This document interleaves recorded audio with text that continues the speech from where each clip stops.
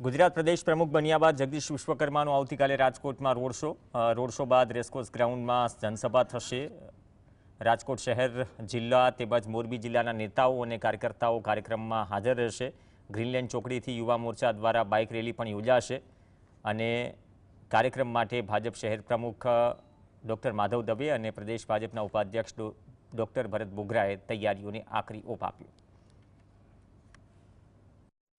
આવતીકાલે રાજકોટમાં સૌરાષ્ટ્રનું પાટનગર રાજકોટ છે, ત્યાં એક ભવ્યાતિ ભવ્ય પ્રદેશ અધ્યક્ષ તરીકે પહેલી વખત રાજકોટમાં આવતા હોય ત્યારે જગદીશભાઈ વિશ્વકર્માજીનું જબરદસ્ત સ્વાગત ટીમ રાજકોટ દ્વારા કરવાનું પૂર્ણ તૈયારી થઈ ગઈ છે। રાજકોટના કાર્યકર્તાઓમાં એક અનેરો ઉત્સાહ છે, લોકો થનગની રહ્યા છે ને આપ દ્રશ્યો પણ જોઈ શકો છો કે જબરદસ્ત તૈયારી કરી છે। 20 થી 25,000 લોકોનો આ કાર્યક્રમ છે। કાર્યક્રમ પૂર્ણ થયા પછી સૌ કાર્યકર્તાઓ સાથે ભોજન અધ્યક્ષશ્રી સાથે લેવાના છે। જનતા પાર્ટીના નવનિયુક્ત અધ્યક્ષ આદરણીય જગદીશભાઈ વિશ્વકર્મા સાહેબ અધ્યક્ષ બન્યા પછી પ્રથમ વખત સૌરાષ્ટ્રની અને રાજકોટની મુલાકાતે આવી રહ્યા છે, ત્યારે સૌ પ્રથમ તો હું આપ સૌ મીડિયાના મિત્રોનું હૃદયપૂર્વક સ્વાગત કરું છું, આવકારું છું।